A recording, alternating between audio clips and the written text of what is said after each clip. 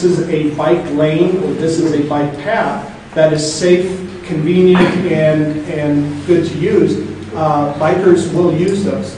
And but the places where they're the old asphalt bike paths where the thorn plants are coming up through the cracks, and I'm going to have to change my tire every day that I ride down that path. Sure, I'm not going to use that. So it's it's a mess. But the money that goes to paving our roads and upkeeping of our roads, yeah, a lot of that money comes from our vehicle registration fees and our gas tax.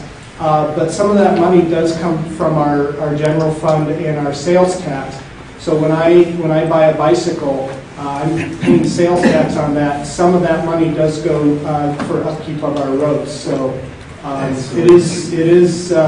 we're all paying for it, and we're all using a public utility.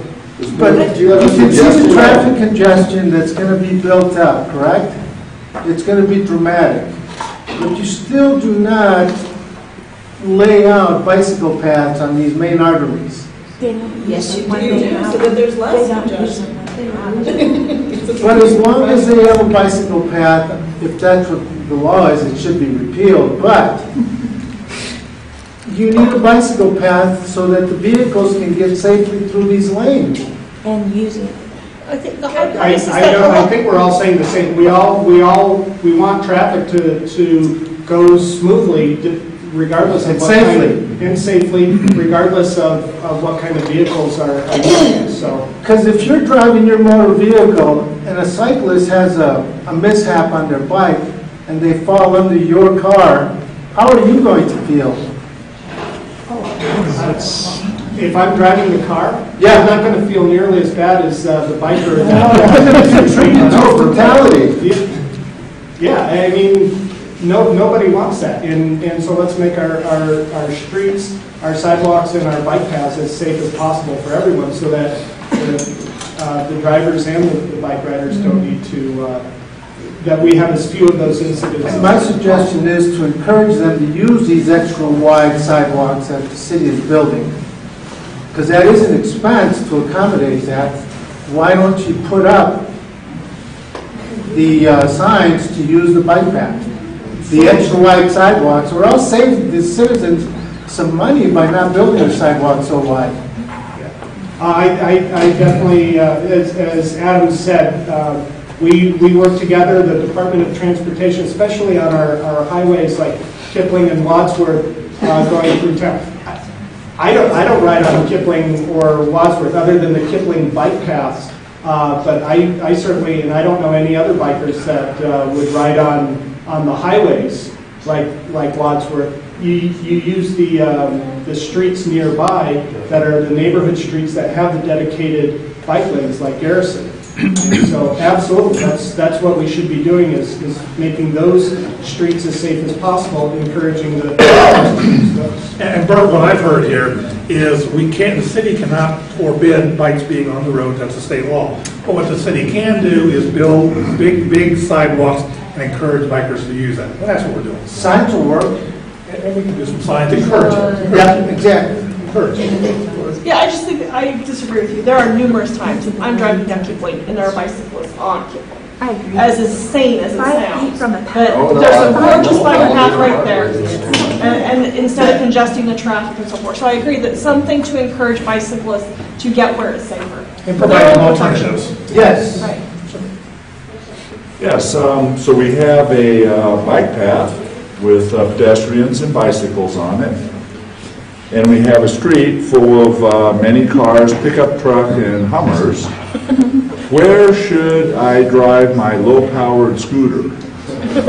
Because there is no accommodation for a low-powered scooter in that situation. Believe you need to stay home. You want me out there with the Hummers and pickup trucks, or should I run over the bicyclists? There's a bill going through the legislature right now. It's not so much on the low power scooters, which I'm kind of with Dave.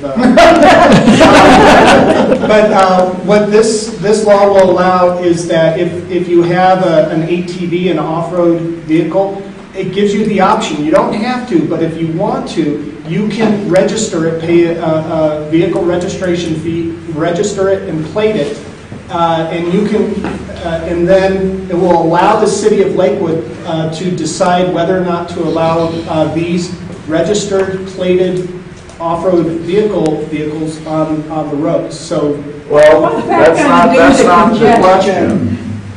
Well, I think I've that's, gotten behind a couple of little scooters. I commute up and down 26.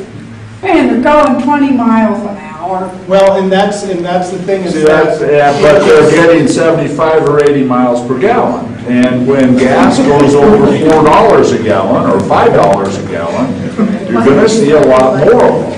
And boy, you're gonna have congestion. And so where do they go? that's where it comes in, where the local communities would then have the ability to say whether those are allowed or not. But these vehicles would have to follow the rules of the road, and if we have minimum speed limits on roads, they would have to follow those, and if they can't, then... Yeah, on 26th Avenue, what would it be?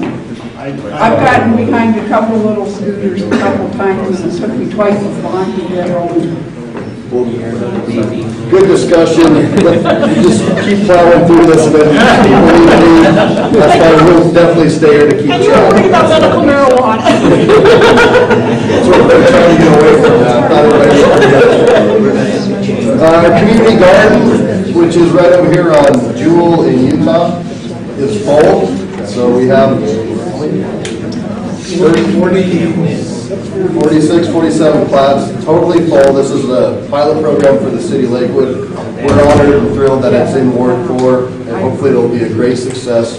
We can start having them elsewhere. If I can interrupt for a second, walking into the room, Mr. James Thatcher, has just been appointed to the Board of Appeals Adjustment. Some board. Welcome, Mr. Thatcher. Thank you. And Councilman Whitman donated some money to our community garden, so I think that's really cool of him to show some support for that. Who's paying for the water of that? The people who, there's a fee involved with having your plat, and that goes to pay for. Pretty healthy. Yeah. So I'm really excited to see it, and if you've been down there, they have a great view of kind of the whole front range from the mountainside, so it'll be a really cool deal. Earth Week activities, there's a flyer back there. There's a ton of stuff that the city of Lakewood's doing for Earth Week. Including, we have sustainability awards this Monday night, this Monday night. There's going to be a reception at 5:30 down at City Hall, and then there'll be a formal presentation at 7 o'clock this Monday night. There's an Arts District meeting coming up on the 14th, and that's going to be at Mulholland Elementary at 6000 West 9th from 6:30 to 8. And that's kind of the Lamar Street area with Rocky Mountain School of Art and Design and Lamar Street and Lyra. They're trying to do an arts district down there and do different kind of studios and things like that. So if you're interested in the arts, try to go to that, give some feedback, some input, tell the city how this stuff should work or how they should do it. I think that exhausts my list, other than we had a meeting with some local pastors in the community, and then effort was started in Arvada a couple years ago to have the faith-based community rally together and come to the city and try to find needs where the city can't help.